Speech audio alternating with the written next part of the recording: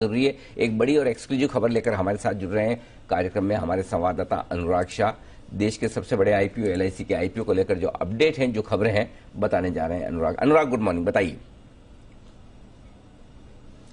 Good morning sir. जिस तरह से कंफ्यूजन बना हुआ था कि एलआईसी का आईपीओ अभी आ रहा है नहीं आ रहा है, तो वो कंफ्यूजन दूर होते हुए दिख रहा है और अगले कुछ दिनों में एलआईसी का आईपीओ आ रहा है मई के पहले हफ्ते में, क्योंकि रविवार को एलआईसी के द्वारा अपडेटेड डीआरएचपी फाइल कर दिया गया है। अपडेटेड डीआरएचपी में जो पहले था प्लान था 5% तक स्टेक डाइल्यूट करने का, उसको कम करके अब 3.5% कर दिया गया है और उम्मीद की जा रही है आज है कि जो ऑब्जर्वेशन के साथ अपडेटेड डीआरएचपी को अगर मंजूरी मिल जाती है तो कल जो है आरएचपी फाइल कर दिया जाएगा, जहां पर पॉलिसी होल्डर्स को डिस्काउंट से लेके प्राइस बैंड से लेके तमाम चीजें मेंशन कर दी जाएगी। हमारे सोर्सेज से मिली जानकारी के मुताबिक जो वैल्यूएशन है, जो हर किसी को इंतजार था कि एलआईसी का वैल्यूएशन क्या होगा, तो वो 6 लाख करोड़ आ रहा है और इस 6 लाख करोड़ जो embedded value life insurance companies के लिए वैल्यूएशन निकालने की जो प्रक्रिया होती है वो होती है एम्बेडेड वैल्यू से मल्टीपल। तो इसके एलआईसी के अंदर एम्बेडेड वैल्यू थी 5,40,000 करोड़ और उसका जो मल्टीपल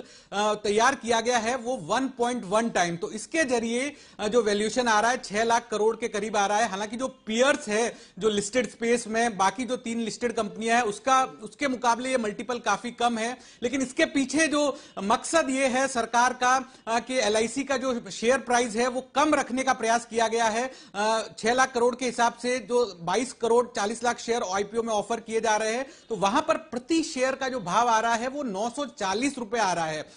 जबकि जब शुरुआत जनवरी फरवरी के अंदर जब डीआरएचपी फाइल किया गया था पहली बार, तब कहा जा रहा था कि काफी महंगा हो सकता है, 1700-1800 रुपए तक का शेयर हो सकता है। लेकिन अभी जो अपडेटेड डीआरएचपी के बाद माना जा रहा है कि 940 रुपए के आसपास का जो शेयर होगा, तो काफी किफायती दर पे देने का प्लान किया गया सरकार के द्वारा। और इसके पीछे मंशा यह है कि निवेशकों को वैल्यू दी जाए, निवेशकों के टेबल पे कुछ छोड़ा जाए, क्योंकि जो एलआईसी को पूरा बनाने में योगदान रहा है वो आम लोगों का योगदान रहा है। सरकार के द्वारा तो मात्र शुरुआत में 5 करोड़ रुपए की पूंजी डाली गई थी, उसके बाद जो इतना बड़ा एक महमूद ऑर्गेनाइजेशन एलआईसी बना है उसमें लोगों का योगदान रहा है और इस आईपीओ में रिटेल इन्वेस्टर का बड़ा हिस्सा है, पॉलिसी होल्डर का हिस्सा है, एम्प्लॉइज का हिस्सा है। तो इन तमाम चीजों को देखते हुए और मौजूदा परिस्थिति को भी देखते हुए जो प्राइसिंग है आईपीओ की कम रखी गई है 940 रुपए के आसपास, तो ये काफी बड़ा डेवलपमेंट है। और माना यह जा रहा है कि कल अगर आरएचपी फाइल हो जाता है तो वहां पर तमाम डिटेल्स होगी और मई के पहले हफ्ते में एलआईसी का आईपीओ मार्केट में हिट हो जाएगा। तो अनुराग, आप ये कह रहे हैं कि पहले जो 1500-1600 रुपए के आसपास दाम की उम्मीद की जा रही थी वो अब 900 से 1000 रुपए की रेंज में आ जाएगा?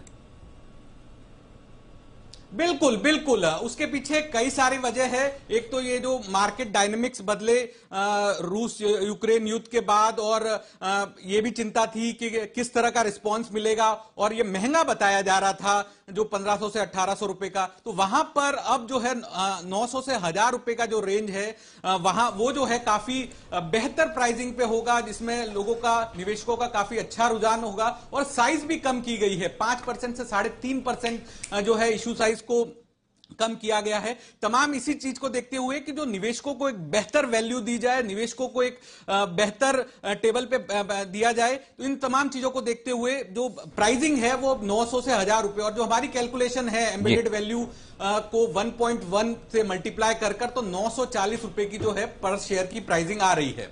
ओके, तो चलिए देखते हैं क्या कुछ होता है। लेकिन